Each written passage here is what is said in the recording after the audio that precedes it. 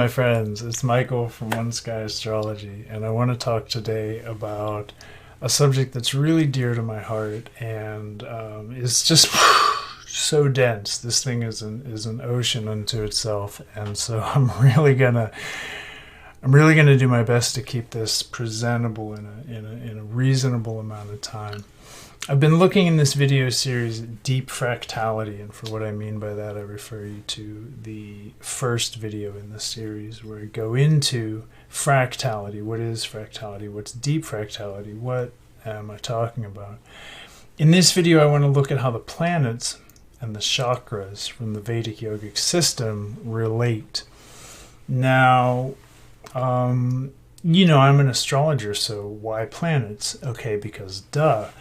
Why chakras, though? Well, one, because I'm a yogi.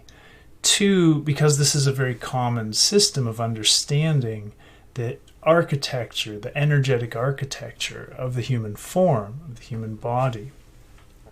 When we talk about the human form, when we talk about deep fractality, I'm talking about fractality across planes of existence. So we have this very abstract, spacious mental plane. And then we have on the other extreme the material or the physical plane of our body, the tangible, the discrete, the distinctly limited. So with mental we have unlimited, non-discrete. You know, the only thing there is what you bring there. No rules, no limits, just dream, imagination, consciousness. Then we have the physical. You know, it will decay and die. Very limited, very discrete. I'm 6 feet tall, precisely. I'm not 6'1". I'm not 5'11".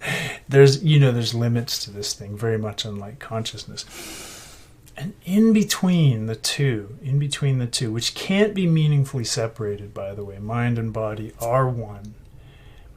But to the extent that they are different and they are at the same time two, there exists a third kind of between them, this dimension of energy, of flow, of kind of plasma, kind of liquid light within our body, this life force stuff of soul and spirit.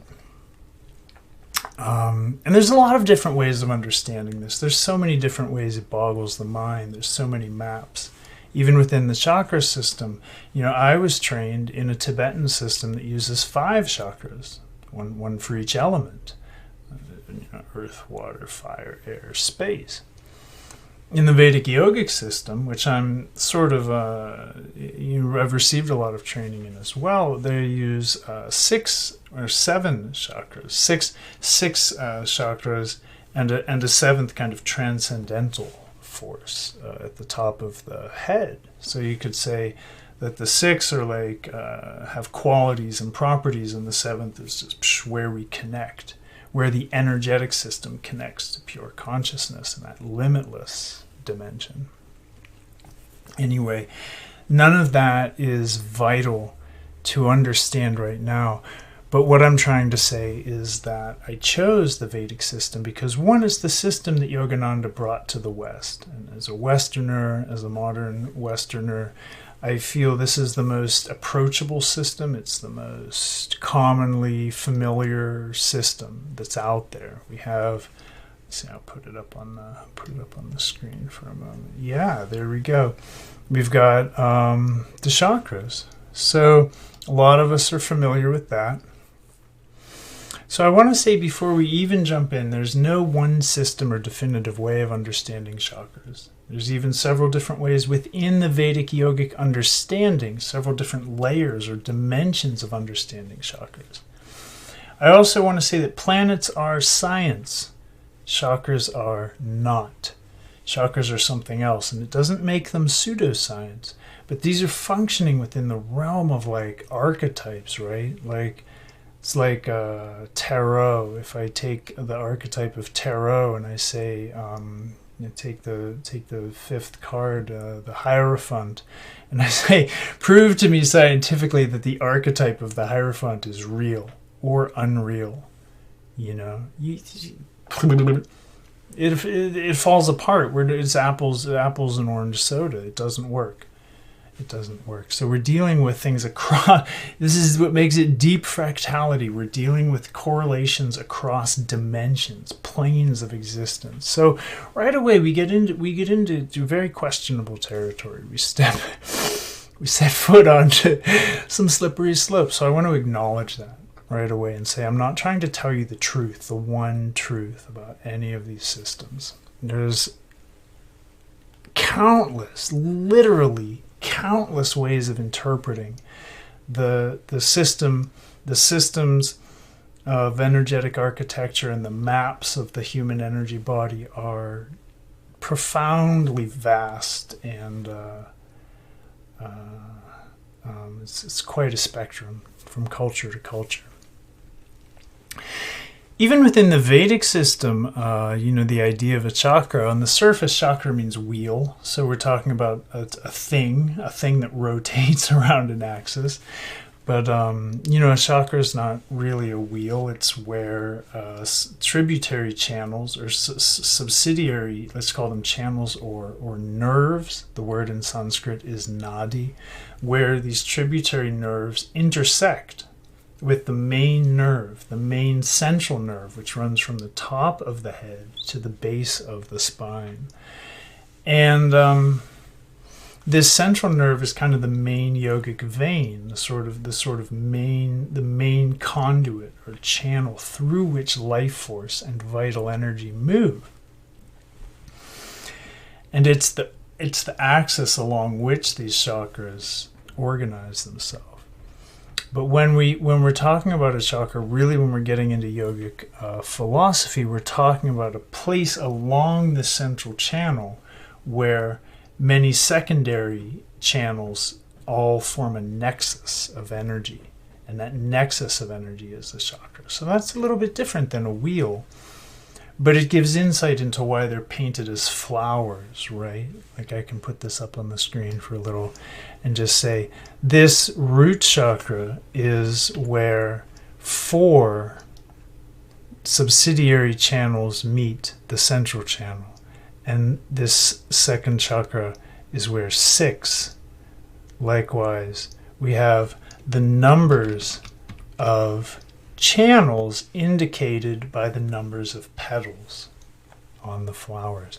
So that's a little bit, just when you see these designs of chakras and you think, are there flowers inside me? Like, are these yogis? Did they just eat too many special mushrooms? No, there's an idea here that has a correlation in in the actual science of energetic architecture. And when I say science, I use the term really loosely. I want to quote one of my favorite teachers here, Christopher Wallace, doctor, mind you. Christopher Wallace, Harish, lineage cousin of mine, and someone whose work has affected me profoundly. And he's talking here in this passage about why, like I said, why the chakras which are not scientific.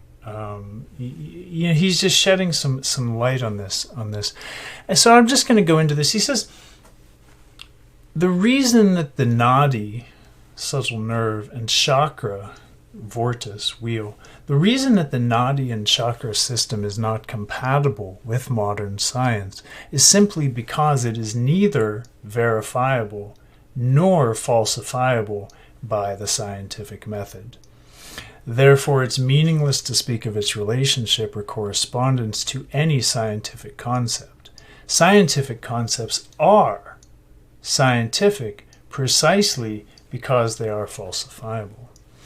Furthermore, in Shaivism, the nadi and chakra system was almost always understood to be prescriptive, not descriptive, meaning to say it's a practice that you do with your imagination to actualize certain possibilities within your conscious experience. It's not a description of some kind of objective reality. Chakras should not be considered invisible organs the way Western New Age practitioners consider them. Thank you, Harish. I want to call your attention to one sentence within that sweet, sweet paragraph there. Therefore, it's meaningless to speak of its relationship or correspondence to any scientific concept. Now, planets are a scientific concept. And when I talk about the correlation between chakras and planets, I want to go right out onto the edge of that limb with that saw and just say, like, yes, I'm out on a limb, and that is a saw in my hand. This is meaningless. So why am I taking the time to make this video? Because at the same time,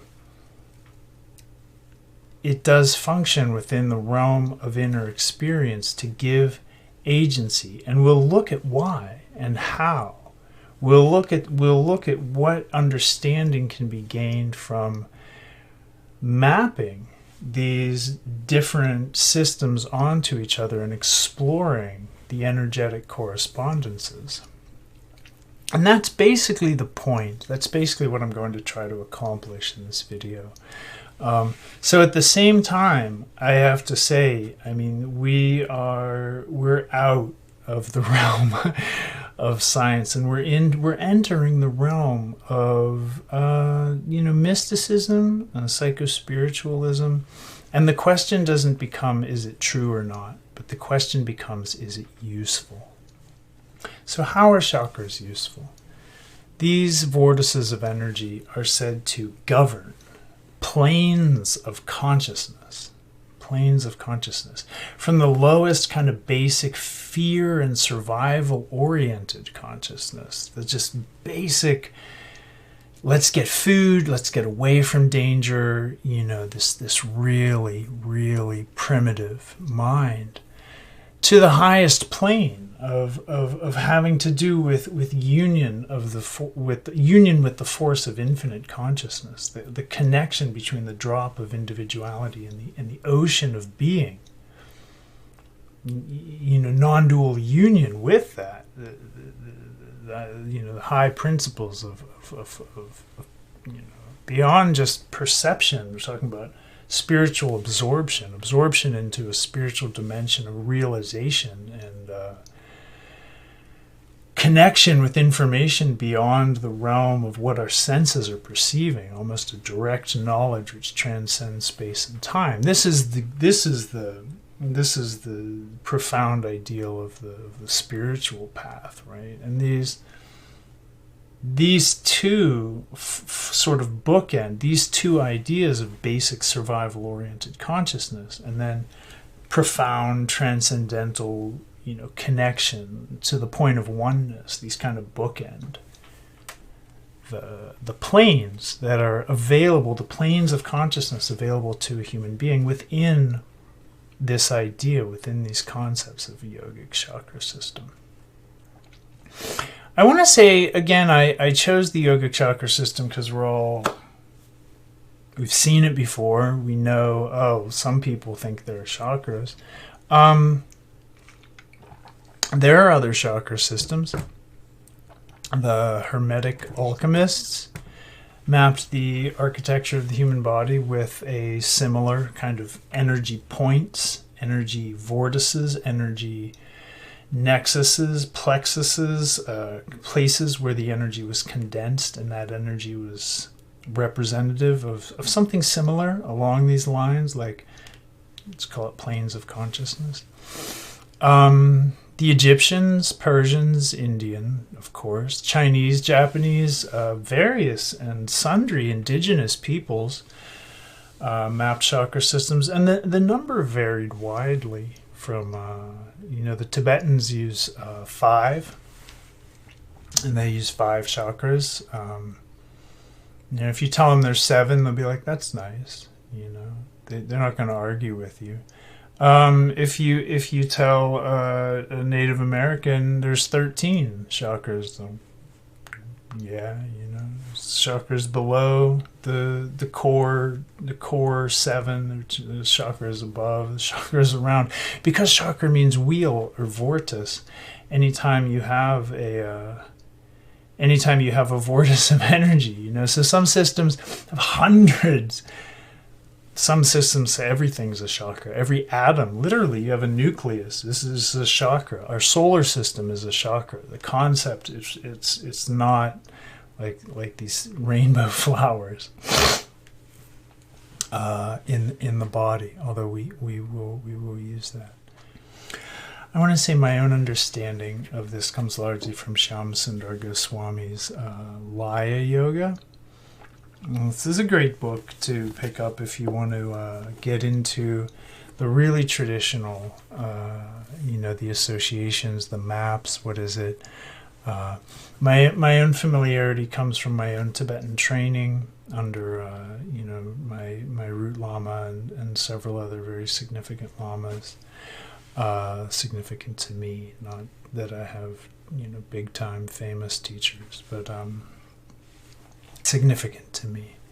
And my own yogic training, I have studied in this system of chakras and Kundalini, and I'm not speaking here just from a scientific point of view, but I am an initiated and practiced yogi in my own life, in my own right.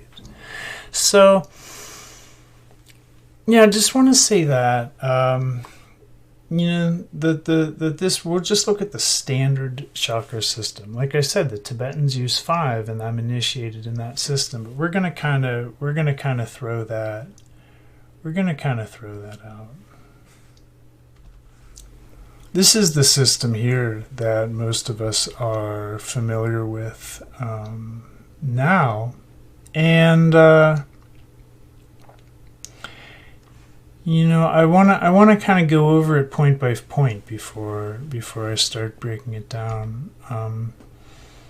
This is what I think most people will know as Sahasrara, the crown chakra, and I'm going to start here because it's in my own esteem and in many other models, it's associated with the sun.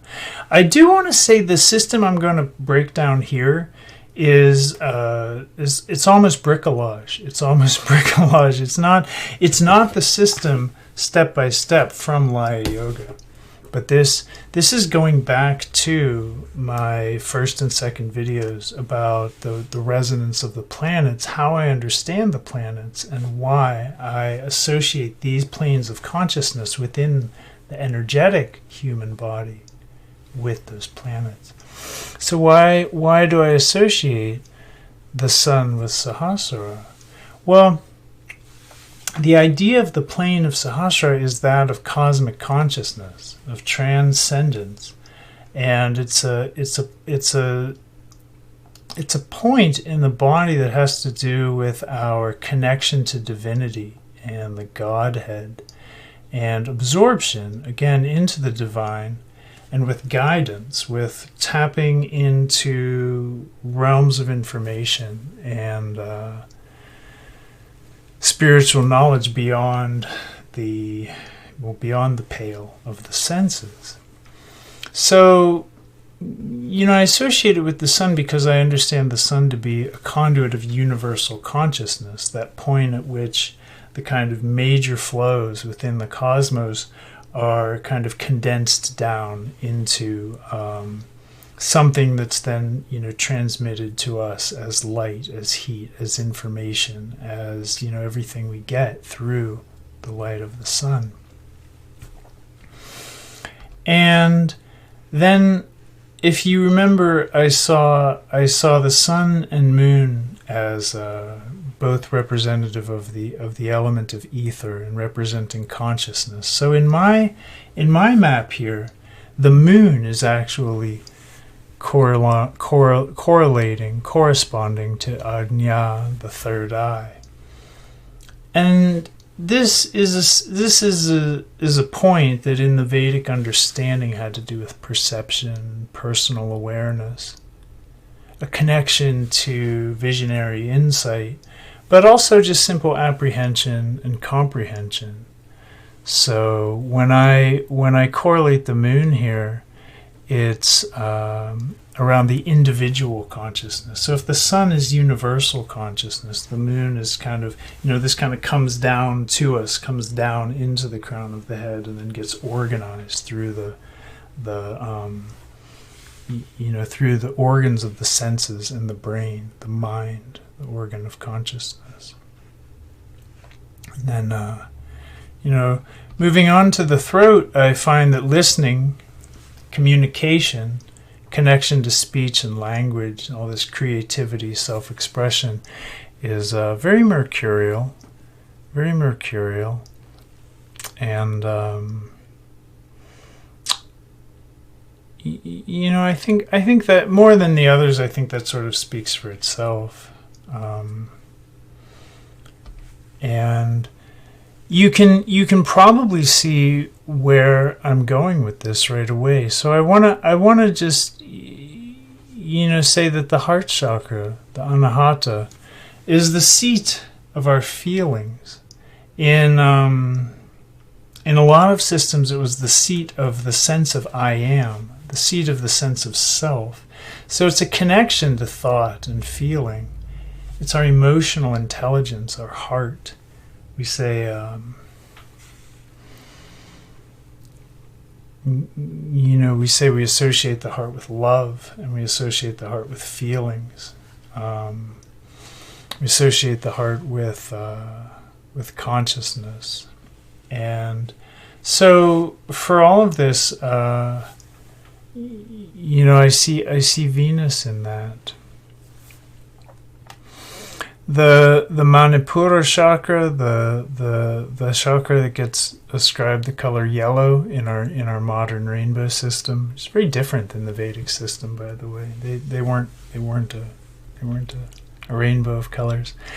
The Manipura is associated with drive, with personal power, with a connection to vertical hierarchy, with kind of where we are in vertical hierarchies. It's our digestive energy, our life force. And so for this reason, I find a lot of correlation with the planet Mars. Obviously, that's again, like the Mercury, it's just very, very easy to see for me. At the genitals, we have Svadhisthana, what some people call the Sacral Chakra. And, with this, we have the sort of quality of our socio-sexual maneuvering, the games we play, the give and take within society. We have a connection to each other. We have ejaculation and orgasm. So I see a lot of correlation here with the mythology and the energy of Jupiter, especially with the connection, that sense of expanse, that that genital force of bliss and pleasure, and Jupiter's boundless joy and optimism, that joviality, and in the socio-sexual maneuvering, this was primarily what Zeus was up to. When he wasn't busy telling gods what to do, he was out there, finding someone to seduce. It was, kind of his thing. So I see the correlation with that, and in the root we have the Muladhara chakra, which is fear, survival, the fight, flight, freeze response, our connection to the earth, and our food, our physical needs. All of this is associated. And when I give these correlations, I'm talking about the way that these are understood, the planes of consciousness that are governed here. So we're talking about, also the functions of excretion and elimination here. And all of this, the fear, survival, fight, flight, freeze, this is Saturn's contraction. This is like, whoa, what do I do? That's where Jupiter is expanse, Saturn is the contraction. These two are ruling the in my own elemental model that I broke down in the first and second videos, I find them to both be of the nature of the element of earth. And so I think it's fitting that they're closest to the earth in this. And to look at the elemental breakdown here, since I mentioned it, we have space, ether, space, and when I say space, I'm really talking about consciousness, which I want to distinguish from the element of air and the mental. In the consciousness is like the sky, and the mental is like the clouds and the birds and the weather that float through it. But space is just the construct, the pure weird stuff of it, the sort of what everything else fills. So air fills space. I want to draw the distinction there. And consciousness, as exhibited by the two upper chakras, is a little bit different than the words, the thoughts, the ideas, and all of the organization of that fills consciousness. So I'm making a distinguishment. So I'm distinguishing two things here that are very commonly distinguished in Vedic thought and Eastern spiritual thought, which is that the mind of thoughts and words and ideas is different than the raw stuff of consciousness. So, how does this then become useful to us? Well, one way of looking at its usefulness is to see that most people are acting out of their three lower planes of consciousness. Most people are either in, Saturn's kind of biosurvival.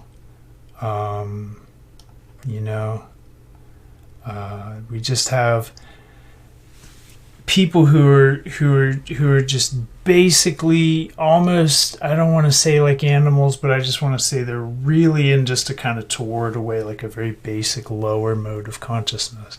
And it seems lower, not to diminish these people, because everybody's going through exactly what they need to go through at that time to learn precisely what they're here, what their soul is here to learn. But when we see people acting out of this kind of fear-based consciousness, this kind of survival-based consciousness, this sort of, again, it's just a connection to food, it's a connection to our physical needs. These kind of people are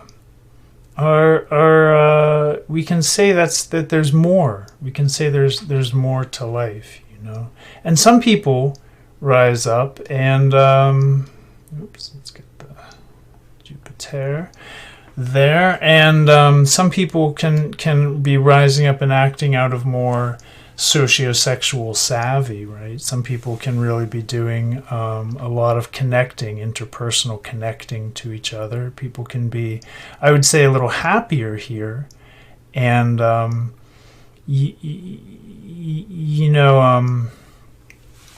in a lot of ways, what we have is we could say in the people who are acting primarily out of this lower plane of consciousness, we could say they're acting out of survival interests. And here we can say they're acting out of sexual interests or social interests. And there is some intersection here, of course. There's some intersection here and there's overlap. And here in the chakra that I give to Mars, the Manipura, we have the interest of power. So we have power and we have vertical hierarchy. Are we climbing the ladder? Are we gaining power over others? And how is that? How is that for us? This can be so many people's basic approach to this whole thing of life. And out of these three lower planes, these three lower planes of consciousness, people spin a lot of wheels and generate a lot of consequences for themselves. And I want to offer that when people get stuck here, unable to bring the higher dimensions, the higher angels, if you will, the higher planes of their own experience online, when we're unable to activate these higher angles, that we end up just money, sex, power. That's the whole thing.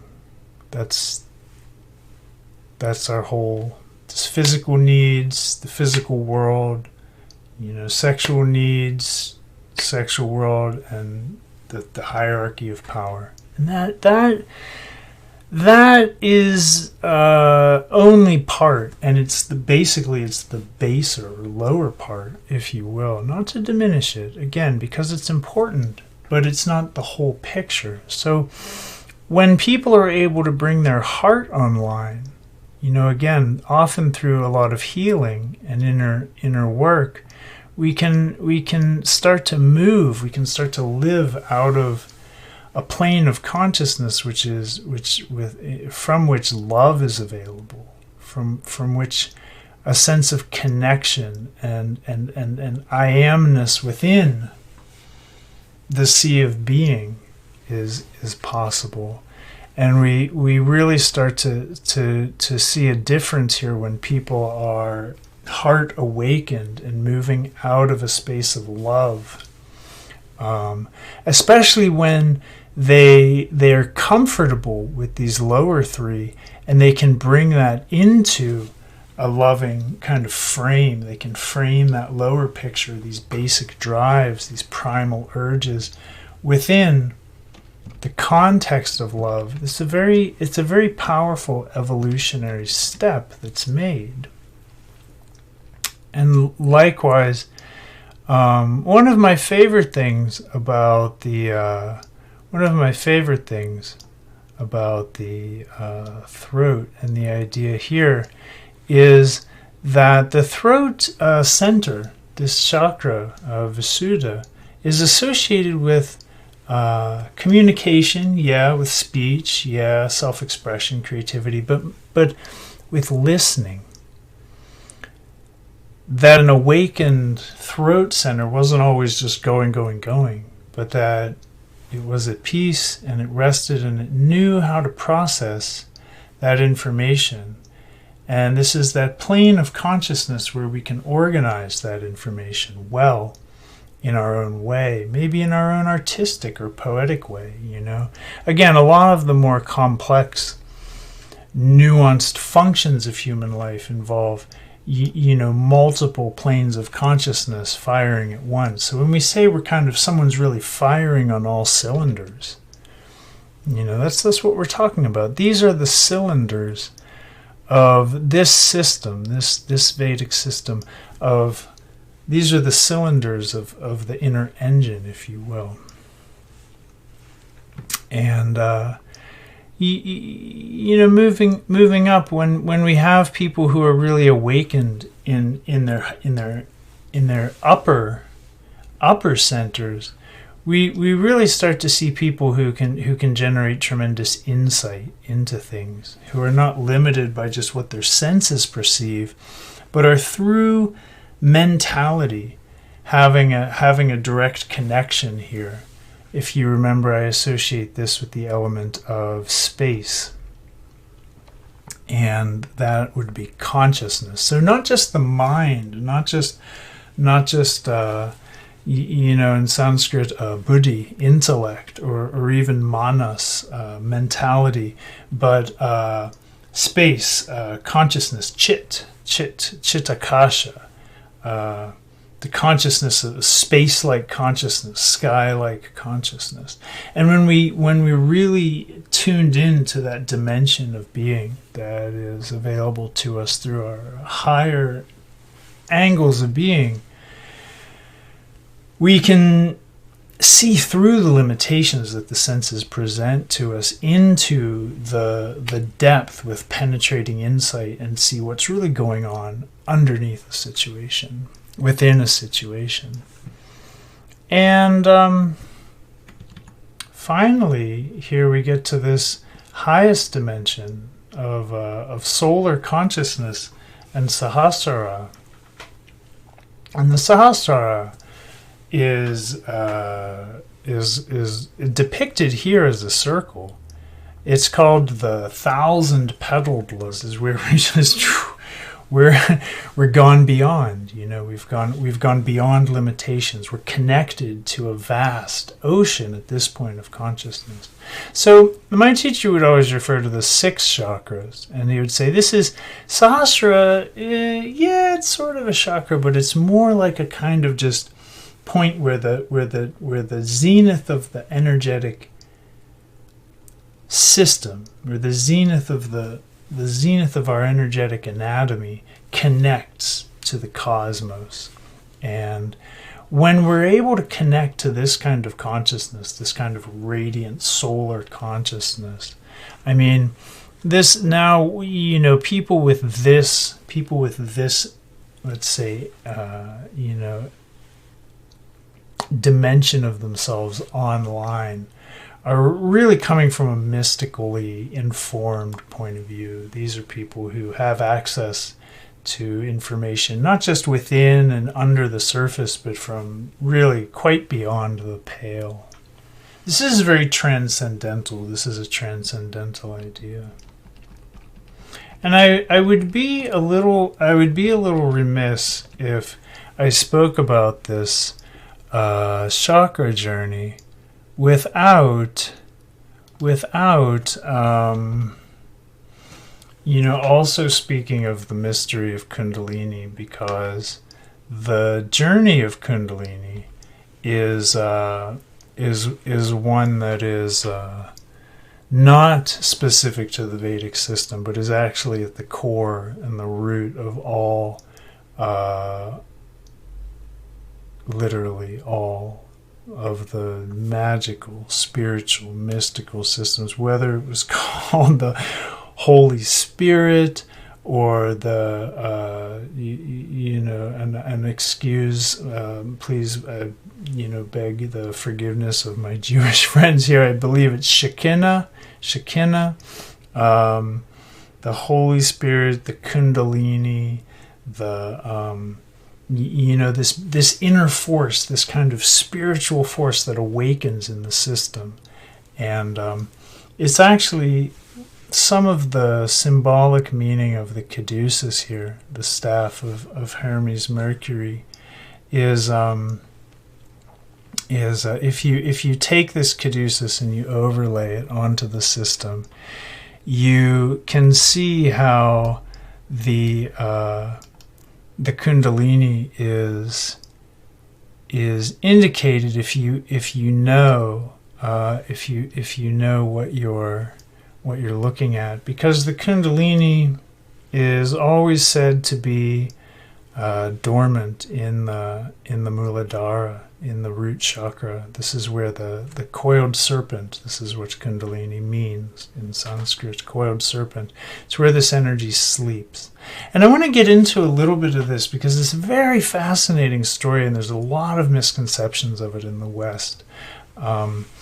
For one, everybody has Kundalini active in their system. It's the force of insight. It's the force of you know, the spiritual urge. It's the force of in a way, the less we define it, the better, because it's a very transcendental, very mystical force that really is profoundly beyond limitations. That's one of the things that makes it a little bit hard to talk about.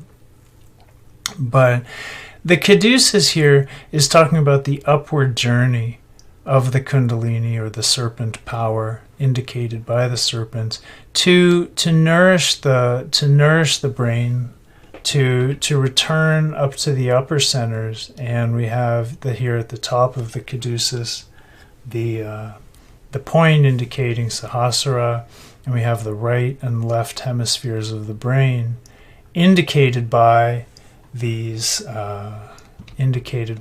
wings that the mind, the consciousness, the base physical consciousness has taken flight.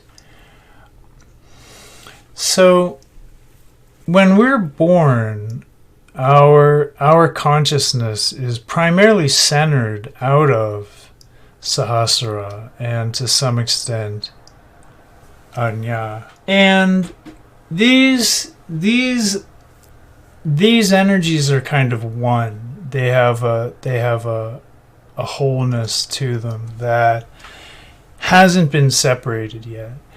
And one of the interesting things astrologically about the Kundalini journey is that the number 12 just pops up a lot. So one way that this happens is that right around age 12, when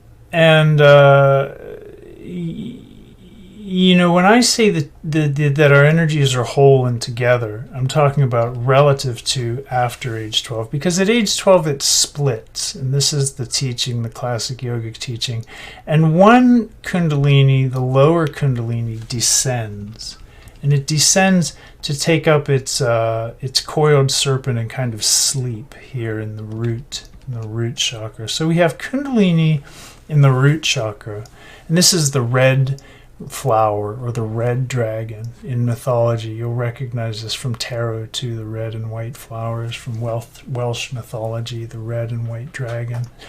The lower and upper Kundalini, or this is Shakti. So our Shakti sleeps in the root. This is the feminine. And at around age 12, it separates from the Shiva, the consciousness, the stillness, the white drop in Tibetan and the red drop. And the Shakti, when it's separated from Shiva, one of the things that happens here is we switch our orientation from a pineal orientation to a pituitary orientation. In other words, bam, puberty and duality, and everything becomes chaotic. Before this descent, before this split and descent into duality, life makes, in a certain way, a lot more sense. This is kind of the expulsion of every individual from their own personal garden, if you will, to borrow a mythology from the Christian tradition. And as people go through life, and this is different in everyone's astrological expression and everyone's setup based on their natal chart and other factors, as people go through life, they have the opportunity here for the Shakti to be awakened, to become unmoored, as it could be said, because it's moored there. The energy descends, and then it's caught in Muladhara. Saturn's contractive force just contains it there. But through stress, through ecstasy, through drugs, through yogic training, through the blessing, the grace of a guru, a lineage transmission, if you will, through other means too that I haven't mentioned, and through more means than I could possibly mention, the Shakti can weasel its way out of its slumber, so-called slumber here, its inertia, and begin to climb. It'll begin to climb through the system. It seeks Shiva. The Shakti is in love with Shiva, and it seeks return.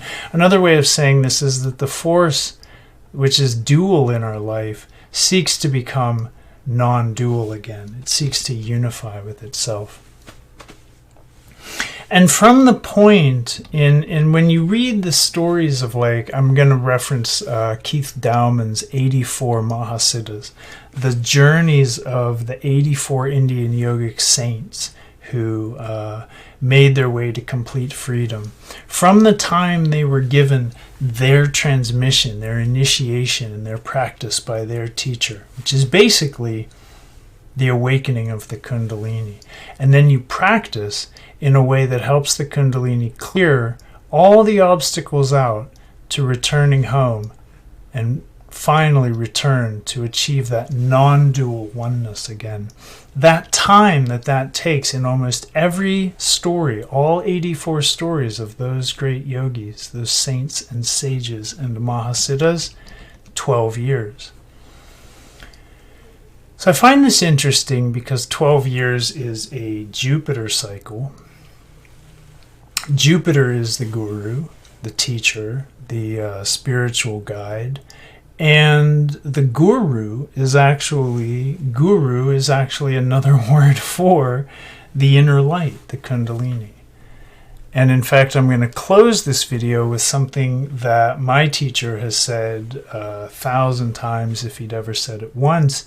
He was always saying that God, Guru, and Self are one thing. From the point of view of this transcendental consciousness, God, the ocean, Guru, the vital light within us, and Self, the mystery of consciousness, what we are, that all of that is actually just one thing.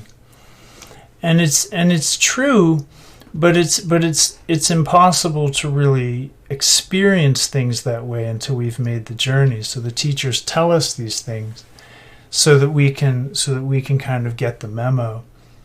Even though it can seem that God is very far off and that the guru is outside of us, something that kind of relates to us, teaching us, and that our self is a very solid, very discrete thing.